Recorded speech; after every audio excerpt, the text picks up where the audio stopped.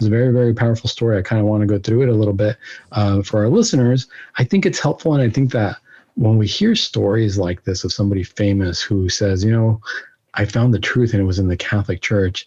If nothing else, it should revive our hearts to remember what we already have.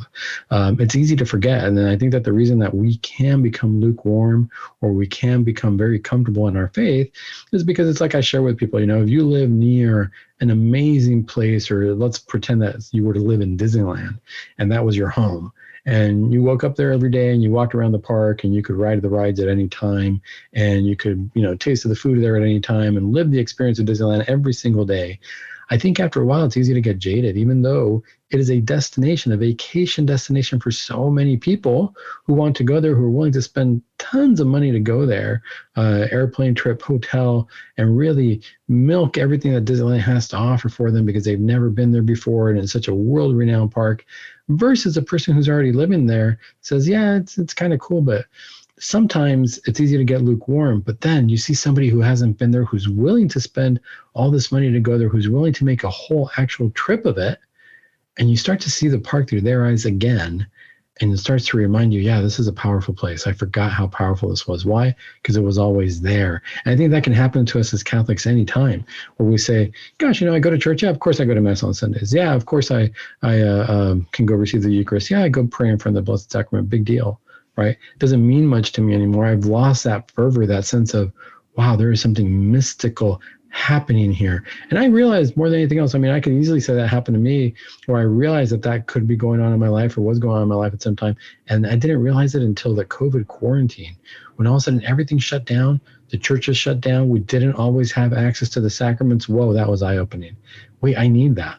I forgot how important that was. I didn't appreciate it after a while until it was gone. That was like a rock bottom for a lot of us Catholics, spiritually speaking, saying, whoa, wait, what just happened? And it made me think, do I appreciate what I already have? Sometimes it takes that. It takes Christ hiding from us, so to speak, whether it be due to a quarantine, the churches shut down, and all of a sudden there's no access to the sacraments, to the Eucharist. That can be very eye-opening for a lot of people and say, whoa, it's like God is hidden from me or has been taken away from me. Where's God? What am I going to do now? I feel an emptiness. That was very, very real and powerful. That can happen to us. The other thing that can happen, though, is sometimes we start getting into this life of sin because we feel that life is meaningless, or we don't appreciate what's going on around us anymore. Just the ability or the fact that we exist. Sometimes we can't even appreciate that. And we hit what we call rock bottom. We're not living a life that would be pleasing to God. And what does God do? He comes down, and as he told us in the book of Revelation, he will punish us and chasten us. Why? Because he loves us. It's an irony. It's an irony that we don't always understand. God gives us punishment because he loves us. We see it as punishment. He sees it as, let me open your eyes. But there was this article that I saw here. There's a lot of articles right now if you look online. But this one in particular caught my eye because why? One of the things that I really appreciated about Shia LaBeouf is that he was honest while being respectful to other people of what he experienced of his sins. He was very honest about it. He was very candid. He just bore his heart out. But he was respectful of other people. He didn't name names. He didn't go into detail about what he did. He, just like everybody else, heck, I'm a sinner. We're all sinners. I can't blame him. I can't judge him because it's his personal relationship with Christ right now that he is wrestling with, which is something that reminds me is we all need to be doing. If we're not wrestling with that relationship with Christ, we got to ask ourselves, are we lukewarm? We can wrestle it when things are going well, and all of a sudden things are going well, and we think, I can handle sin. I can do something. Why not? Just one time. It's kind of like people who are alcoholic and say, I can have one more drink, right? That's okay. Now I think I can control it. Sometimes we're like that. I think I can control, the sins, just sin a little bit. It's okay. It's not bad because I'm just going to do it one time. That can happen. That's easily happening to people because that's the way our human nature is. That's the way our lives work. But let's read this article. Listen to this title. It says, Shia LaBeouf says he has cheated on every woman he has ever been with. Now, obviously an eye-catching title, very powerful statement. He's cheated on every woman he's been with, but what it doesn't tell you is, let's see what what goes on with the story. So we know this information. So what? What does that mean? Does that mean that he's happy to stay in that? It quotes him saying, I was a pleasure-seeking, selfish, self-centered, dishonest, inconsiderate, fearful human being, he said. Hey, I'm right there with you, buddy. I've been there. I can, all those things, I can't sit here and judge him when I know that my human nature and all of our human natures drive us into being selfish and self-centered and all these things. But let's read this article a little bit. So Shia LaBeouf gave a candid 2-hour interview about the abuse allegations that have been made against him, admitting that he has been unfaithful to every woman he has been with. In December 2020, Shia LaBeouf's ex-girlfriend sued him for relentless abuse, including battery, assault, infliction of emotional distress, sexual battery. LaBeouf later denied causing his ex-girlfriend any injuries or loss, saying that she was not entitled to any relief or damages whatsoever, as we had said in that interview a couple of years back. But then in the new interview, he was interviewed with a friend of his, and this is what LaBeouf says. LaBeouf said, I'm going to clean it up a little bit because he used some 4-letter words in strong language, but he said, I messed up real bad, like crash and burn type stuff. I hurt a lot of people, and I'm fully aware of that, and I'm going to owe for the rest of my life. You know what Shia LaBeouf had there? He had a moment of metanoia. He had a moment where he was able to, God gave him the gift to be able to see his sins, and it was ugly. And he realized what he realized there, I'm going to owe the rest of my life. We all should feel that way about any sin we've committed. Why? Because we've got to remember that any sin we've committed, the price is eternal damnation. I got to owe it. So long as I'm here on earth, I got to keep paying back for that. Yes, it is forgiven in the confessional.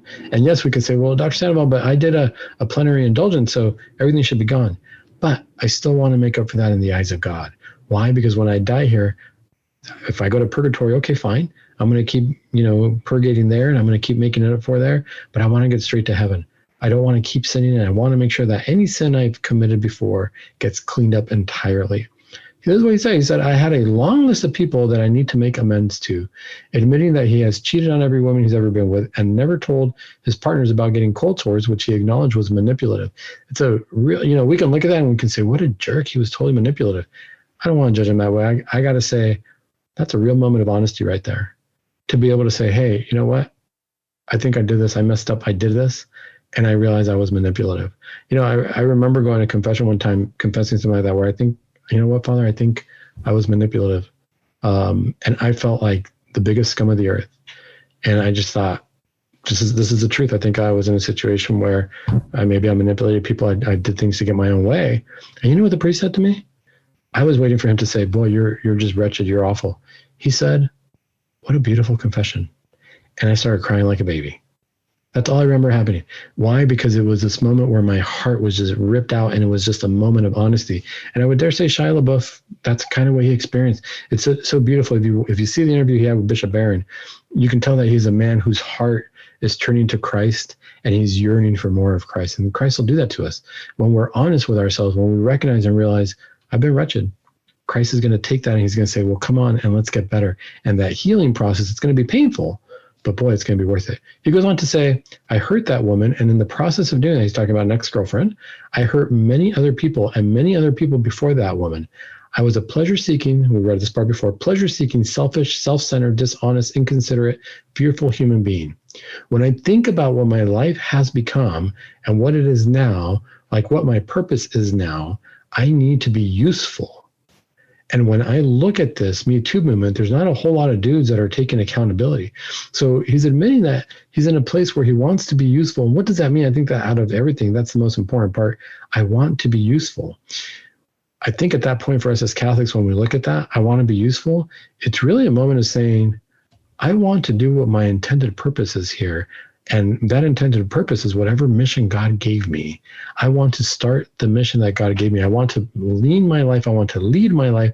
I want to walk down that path that God made me. And that's how I know that I'm a useful human being. How many times do we go through life feeling like I'm no good, or I'm good for nothing, or I am not useful? Why am I even here? And we forget that there's that moment that Christ is trying to reach out, and he's the one beating our hearts, and he's saying, stay alive. I need you for something. Look at what's going on. We think that our hearts beat just, out of the blue. Well, kind of they do. There's a sinoatrial node. The heart's just beating on its own. There's nothing. Where does the beat come from? It has a center there where it's just kind of starts on its own. That's where God lives in our hearts. God is the one leading that beat.